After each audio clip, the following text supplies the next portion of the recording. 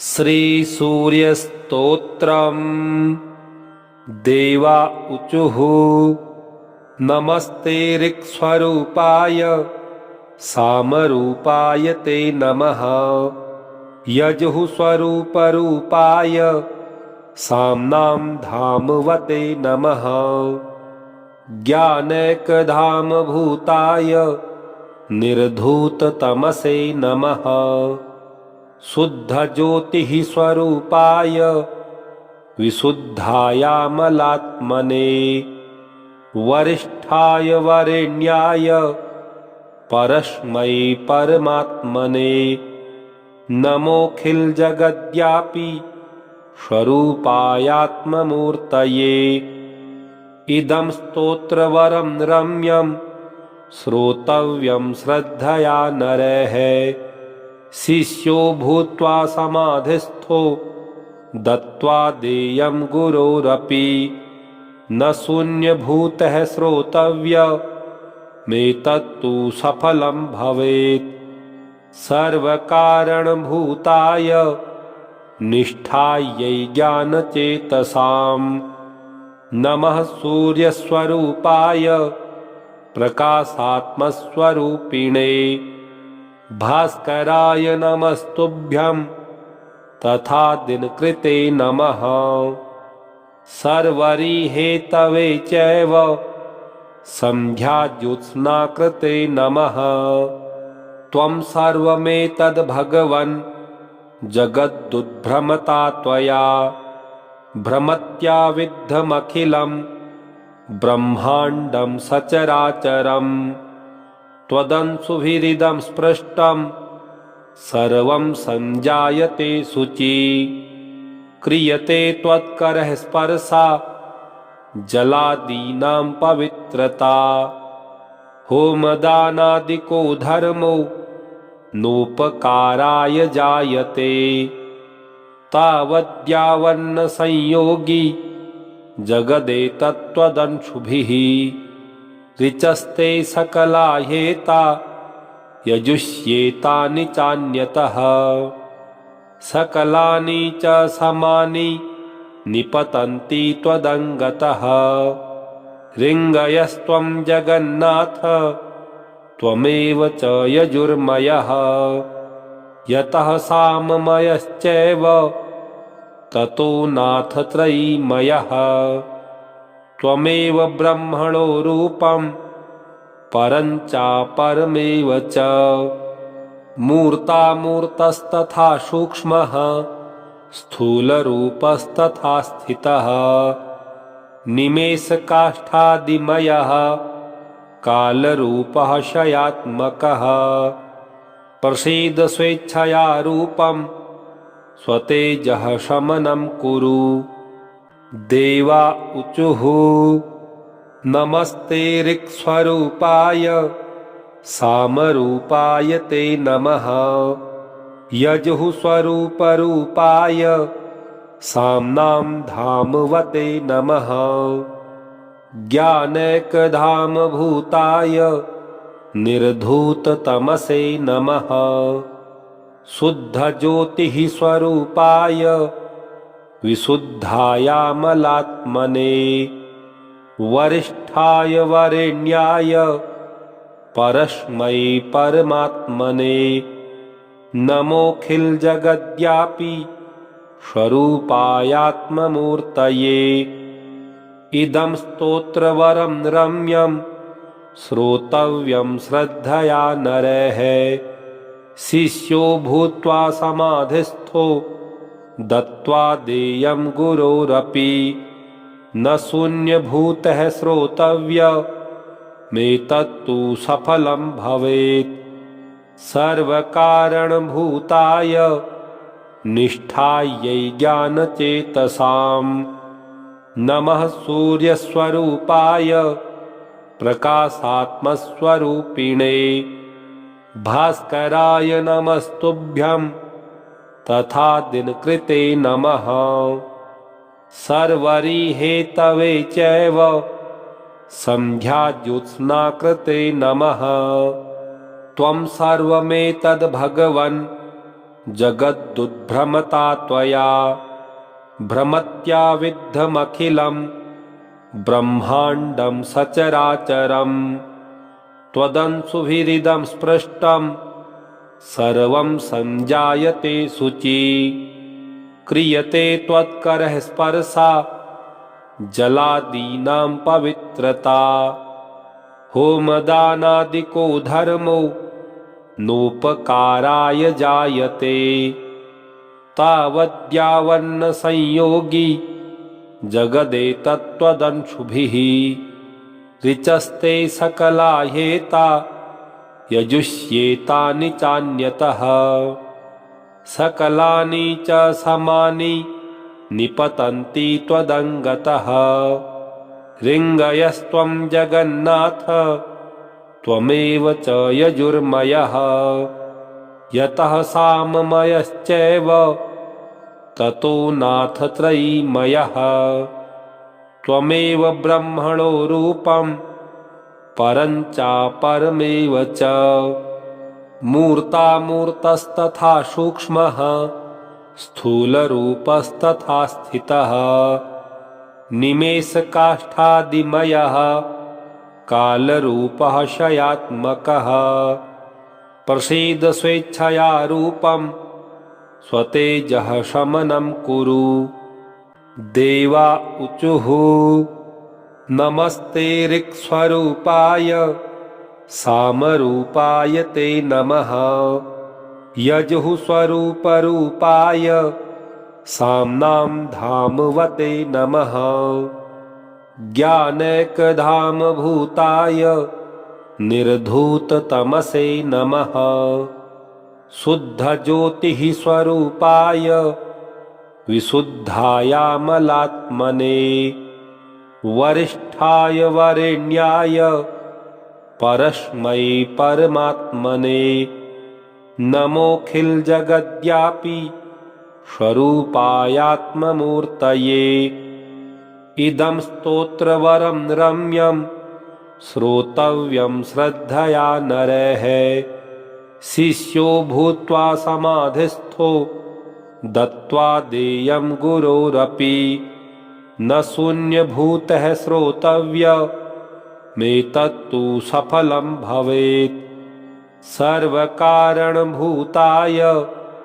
निष्ठायै ज्ञानचेतसां नमः सूर्यस्वरूपाय प्रकाशात्मस्वरूपिणे भास्कराय नमस्तुभ्यं तथा दिनकृते नमः सर्वरिहेतवे चैव सन्ध्याज्योत्स्नाकृते नमः त्वं सर्वमेतद्भगवन् जगद्दुद्भ्रमता त्वया भ्रमत्याविद्धमखिलं ब्रह्माण्डं सचराचरं त्वदंशुभिरिदं स्पृष्टं सर्वं संजायते शुचि क्रियते त्वत्करः स्पर्शा जलादीनां पवित्रता होमदानादिको धर्मो नोपकाराय जायते तावद्यावन्न संयोगी जगदेतत्त्वदंशुभिः ऋचस्ते सकला ह्येता यजुष्येतानि चान्यतः सकलानि च समानि निपतन्ति त्वदङ्गतः ऋङ्गयस्त्वं जगन्नाथ त्वमेव च यजुर्मयः यतः साममयश्चैव ततो नाथ त्रयीमयः त्वमेव ब्रह्मणो रूपं परं चापरमेव च मूर्तामूर्तस्तथा सूक्ष्मः स्थूलरूपस्तथा स्थितः निमेषकाष्ठादिमयः कालरूपः शयात्मकः प्रसीद स्वेच्छया रूपं स्वतेजः शमनं कुरु देवा ऊचुः नमस्ते ऋक्स्वरूपाय सामरूपाय ते नमः यजुः स्वरूपरूपाय साम्नां धामवते नमः। ज्ञानैकधामभूताय निर्धूततमसे नमः। शुद्धज्योतिः स्वरूपाय विशुद्धायामलात्मने। वरिष्ठाय वरेण्याय परस्मै परमात्मने। नमोऽखिलजगद्व्यापी स्वरूपायात्ममूर्तये। इदं स्तोत्रवरं रम्यं श्रोतव्यं श्रद्धया नरैः। शिष्यो भूत्वा समाधिस्थो दत्त्वा देयं गुरोरपि। न शून्यभूतः श्रोतव्यमेतत्तु सफलं भवेत्। सर्वकारणभूताय निष्ठायै ज्ञानचेतसाम्। नमः सूर्यस्वरूपाय प्रकाशात्मस्वरूपिणे। भास्कराय नमस्तुभ्यं तथा दिनकृते नमः। सर्वरिहेतवे चैव संध्याज्योत्स्नाकृते नमः। त्वं सर्वमेतद्भगवन् जगदुद्भ्रमता त्वया। भ्रमत्याविद्धमखिलं ब्रह्माण्डं सचराचरम्। त्वदंशुभिरिदं स्पृष्टं सर्वं संजायते शुचि।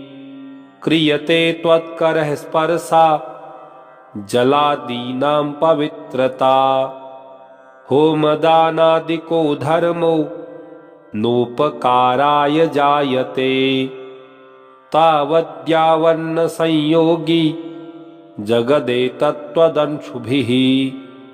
ऋचस्ते सकला ह्येता यजुष्येतानि चान्यतः। सकलानि च समानि निपतन्ति त्वदङ्गतः। ऋङ्गयस्त्वं जगन्नाथ त्वमेव च यजुर्मयः। यतः साममयश्चैव ततो नाथ त्रयीमयः। त्वमेव ब्रह्मणो रूपं परं चापरमेव च। मूर्तामूर्तस्तथा सूक्ष्मः स्थूलरूपस्तथा स्थितः। निमेषकाष्ठादिमयः कालरूपः क्षयात्मकः। प्रसीद स्वेच्छया रूपं स्वतेजः शमनं कुरु। देवा ऊचुः नमस्ते ऋक्स्वरूपाय सामरूपाय ते नमः। यजुः स्वरूपरूपाय साम्नां धामवते नमः।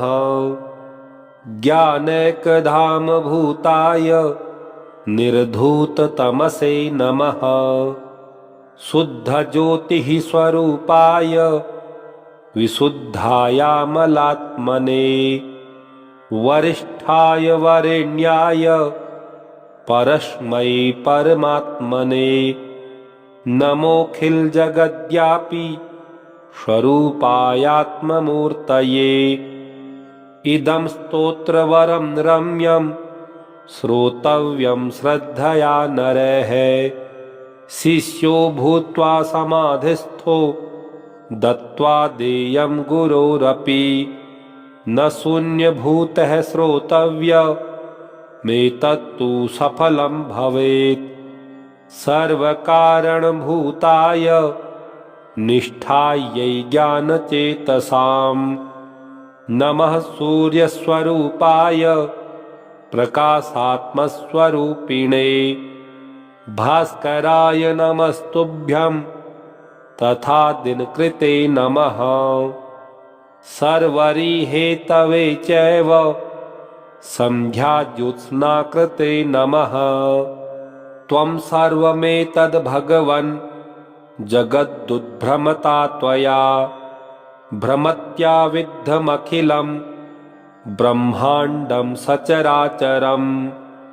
त्वदंशुभिरिदं स्पृष्टं सर्वं संजायते शुचि क्रियते त्वत्करः स्पर्शा जलादीनां पवित्रता होमदानादिको धर्मो नोपकाराय जायते तावद्यावन्न संयोगी जगदेतत्त्वदंशुभिः ऋचस्ते सकला ह्येता यजुष्येतानि चान्यतः सकलानि च समानि निपतन्ति त्वदङ्गतः ऋङ्गयस्त्वं जगन्नाथ त्वमेव च यजुर्मयः यतः साममयश्चैव ततो नाथ त्रयीमयः त्वमेव ब्रह्मणो रूपं परं चापरमेव च मूर्तामूर्तस्तथा सूक्ष्मः स्थूलरूपस्तथा स्थितः निमेषकाष्ठादिमयः कालरूपः शयात्मकः प्रसीद स्वेच्छया रूपं स्वतेजः शमनं कुरु देवा ऊचुः नमस्ते ऋक्स्वरूपाय सामरूपाय ते नमः यजुः स्वरूपरूपाय साम्नां धामवते नमः ज्ञानैकधामभूताय निर्धूततमसे नमः शुद्धज्योतिः स्वरूपाय विशुद्धायामलात्मने वरिष्ठाय वरेण्याय परस्मै परमात्मने नमोऽखिलजगद्व्यापी स्वरूपायात्ममूर्तये इदं स्तोत्रवरं रम्यं श्रोतव्यं श्रद्धया नरैः शिष्यो भूत्वा समाधिस्थो दत्त्वा देयं गुरोरपि न शून्यभूतः श्रोतव्यमेतत्तु सफलं भवेत् सर्वकारणभूताय निष्ठायै ज्ञानचेतसाम् नमः सूर्यस्वरूपाय प्रकाशात्मस्वरूपिणे भास्कराय नमस्तुभ्यं तथा दिनकृते नमः सर्वरिहेतवे चैव संध्याज्योत्स्नाकृते नमः त्वं सर्वमेतद्भगवन् जगदुद्भ्रमता त्वया भ्रमत्या विद्धमखिलं ब्रह्माण्डं सचराचरं त्वदंशुभिरिदं स्पृष्टं सर्वं संजायते शुचि क्रियते त्वत्करः स्पर्शा जलादीनां पवित्रता होमदानादिको धर्मो नोपकाराय जायते तावद्यावन्न संयोगी जगदेतत्त्वदंशुभिः ऋचस्ते सकला ह्येता यजुष्येतानि चान्यतः सकलानि च समानि निपतन्ति त्वदङ्गतः ऋङ्गयस्त्वं जगन्नाथ त्वमेव च यजुर्मयः यतः साममयश्चैव ततो नाथ त्रयीमयः त्वमेव ब्रह्मणो रूपं परं चापरमेव च मूर्तामूर्तस्तथा सूक्ष्मः स्थूलरूपस्तथा स्थितः निमेषकाष्ठादिमयः कालरूपः शयात्मकः प्रसीद स्वेच्छया रूपं स्वतेजः शमनं कुरु देवा ऊचुः नमस्ते ऋक्स्वरूपाय सामरूपाय ते नमः यजुः स्वरूपरूपाय साम्नां धामवते नमः ज्ञानैकधामभूताय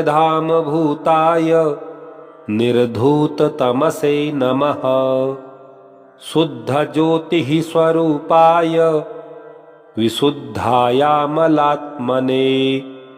वरिष्ठाय वरेण्याय परस्मै परमात्मने नमोऽखिलजगद्व्यापी स्वरूपायात्ममूर्तये। इदं स्तोत्रवरं रम्यं श्रोतव्यं श्रद्धया नरैः।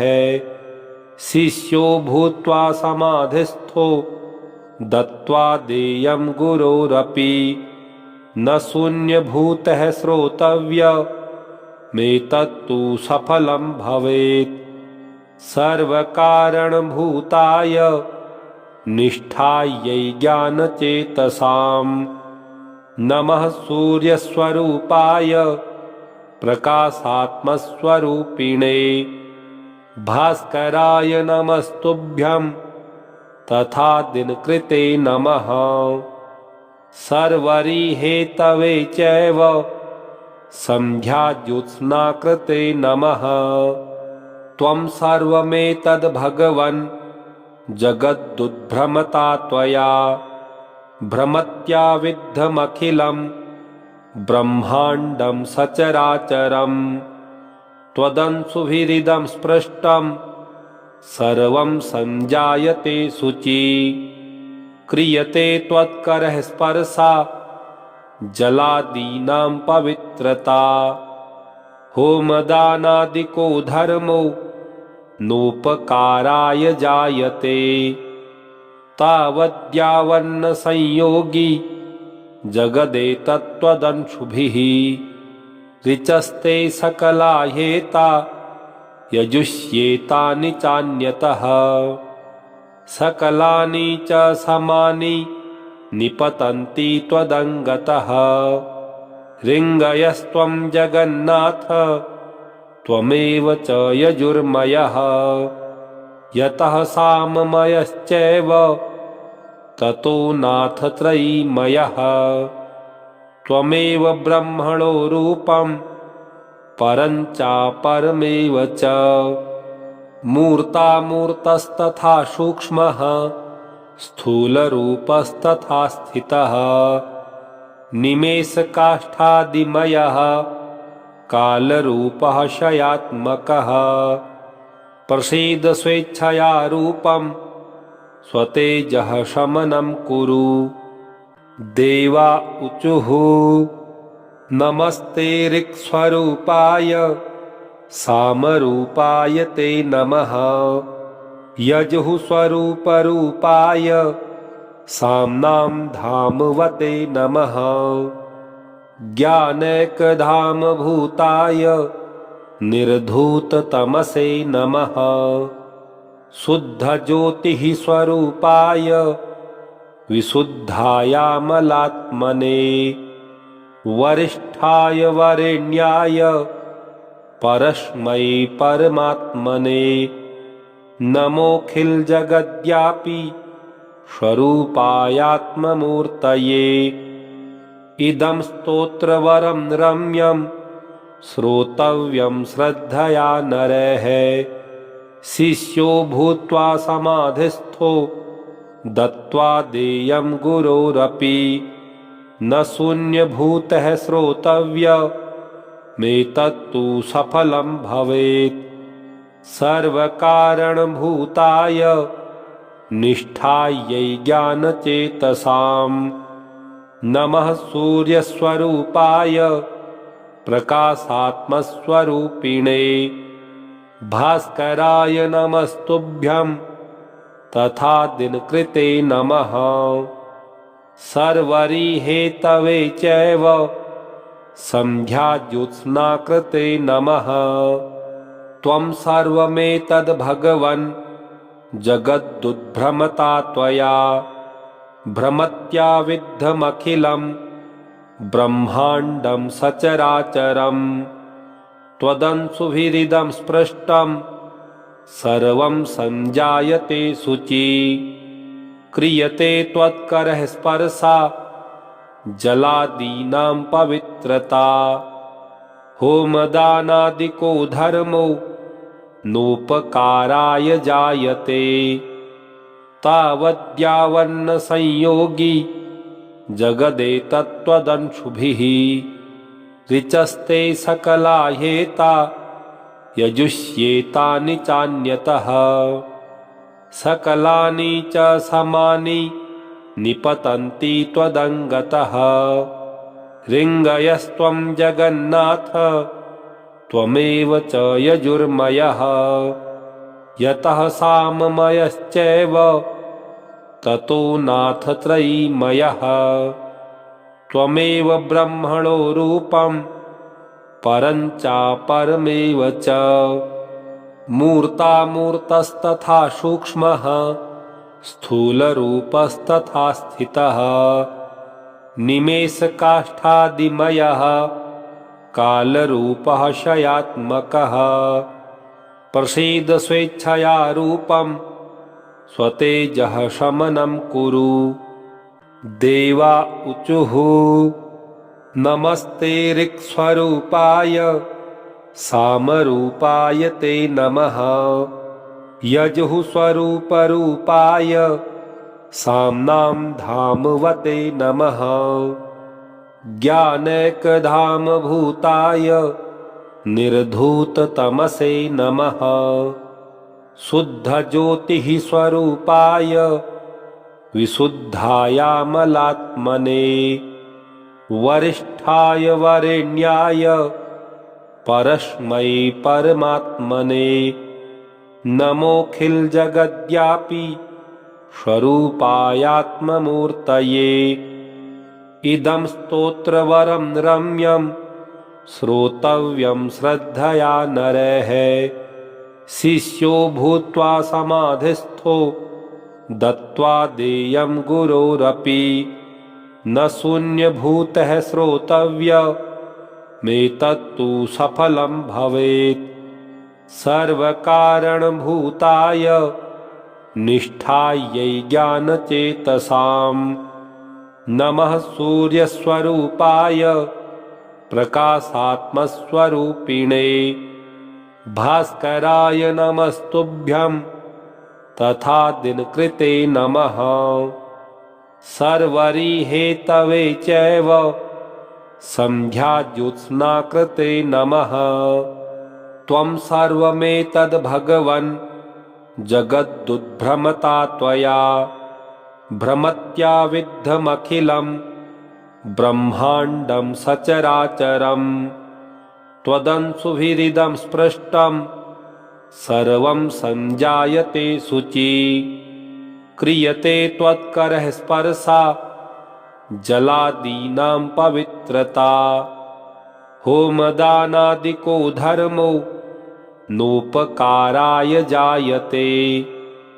तावद्यावन्न संयोगी जगदेतत्त्वदंशुभिः ऋचस्ते सकला ह्येता यजुष्येतानि चान्यतः सकलानि च समानि निपतन्ति त्वदङ्गतः ऋङ्गयस्त्वं जगन्नाथ त्वमेव च यजुर्मयः यतः साममयश्चैव ततो नाथ त्रयीमयः त्वमेव ब्रह्मणो रूपं परं चापरमेव च मूर्तामूर्तस्तथा सूक्ष्मः स्थूलरूपस्तथा स्थितः निमेषकाष्ठादिमयः कालरूपः शयात्मकः प्रसीद स्वेच्छया रूपं स्वतेजः शमनं कुरु देवा ऊचुः नमस्ते ऋक्स्वरूपाय सामरूपाय ते नमः यजुः स्वरूपरूपाय साम्नां धामवते नमः ज्ञानैकधामभूताय निर्धूततमसे नमः शुद्धज्योतिः स्वरूपाय विशुद्धायामलात्मने वरिष्ठाय वरेण्याय परस्मै परमात्मने नमोऽखिलजगद्व्यापी स्वरूपायात्ममूर्तये। इदं स्तोत्रवरं रम्यं श्रोतव्यं श्रद्धया नरैः। शिष्यो भूत्वा समाधिस्थो दत्त्वा देयं गुरोरपि। न शून्यभूतः श्रोतव्यमेतत्तु सफलं भवेत्। सर्वकारणभूताय निष्ठायै ज्ञानचेतसाम्। नमः सूर्यस्वरूपाय प्रकाशात्मस्वरूपिणे। भास्कराय नमस्तुभ्यं तथा दिनकृते नमः। सर्वरिहेतवे चैव संध्याज्योत्स्नाकृते नमः। त्वं सर्वमेतद्भगवन् जगदुद्भ्रमता त्वया। भ्रमत्याविद्धमखिलं ब्रह्माण्डं सचराचरम्। त्वदंशुभिरिदं स्पृष्टं सर्वं सञ्जायते शुचि। क्रियते त्वत्करः स्पर्शा जलादीनां पवित्रता। होमदानादिको धर्मो नोपकाराय जायते। तावद्यावन्न संयोगी जगदेतत्त्वदंशुभिः। ऋचस्ते सकला ह्येता यजुष्येतानि चान्यतः। सकलानि च समानि निपतन्ति त्वदङ्गतः। ऋङ्गयस्त्वं जगन्नाथ त्वमेव च यजुर्मयः। यतः साममयश्चैव ततो नाथ त्रयीमयः। त्वमेव ब्रह्मणो रूपं परं चापरमेव च। मूर्तामूर्तस्तथा सूक्ष्मः स्थूलरूपस्तथा स्थितः। निमेषकाष्ठादिमयः कालरूपः शयात्मकः। प्रसीद स्वेच्छया रूपं स्वतेजः शमनं कुरु। देवा ऊचुः नमस्ते ऋक्स्वरूपाय सामरूपाय ते नमः। यजुः स्वरूपरूपाय साम्नां धामवते नमः। ज्ञानैकधामभूताय निर्धूततमसे नमः। शुद्धज्योतिः स्वरूपाय विशुद्धायामलात्मने। वरिष्ठाय वरेण्याय परस्मै परमात्मने। नमोऽखिलजगद्व्यापी स्वरूपायात्ममूर्तये। इदं स्तोत्रवरं रम्यं श्रोतव्यं श्रद्धया नरैः। शिष्यो भूत्वा समाधिस्थो दत्त्वा देयं गुरोरपि। न शून्यभूतः श्रोतव्यमेतत्तु सफलं भवेत्। सर्वकारणभूताय निष्ठायै ज्ञानचेतसाम्। नमः सूर्यस्वरूपाय प्रकाशात्मस्वरूपिणे। भास्कराय नमस्तुभ्यं तथा दिनकृते नमः। सर्वरिहेतवे चैव संध्याज्योत्स्नाकृते नमः। त्वं सर्वमेतद्भगवन् जगदुद्भ्रमता त्वया। भ्रमत्याविद्धमखिलं ब्रह्माण्डं सचराचरम्। त्वदंशुभिरिदं स्पृष्टं सर्वं सञ्जायते शुचि। क्रियते त्वत्करः स्पर्शा जलादीनां पवित्रता। होमदानादिको धर्मो नोपकाराय जायते। तावद्यावन्न संयोगी जगदेतत्त्वदंशुभिः। ऋचस्ते सकला ह्येता यजुष्येतानि चान्यतः। सकलानि च समानि निपतन्ति त्वदङ्गतः। ऋङ्गयस्त्वं जगन्नाथ त्वमेव च यजुर्मयः। यतः साममयश्चैव ततो नाथ त्रयीमयः। त्वमेव ब्रह्मणो रूपं परं चापरमेव च। मूर्तामूर्तस्तथा सूक्ष्मः स्थूलरूपस्तथा स्थितः। निमेषकाष्ठादिमयः कालरूपः क्षयात्मकः। प्रसीद स्वेच्छया रूपं स्वतेजः शमनं कुरु। इति श्री सूर्यस्तोत्रम्। श्री सूर्यार्पणमस्तु। ओम श्री सूर्यदेवाय नमः।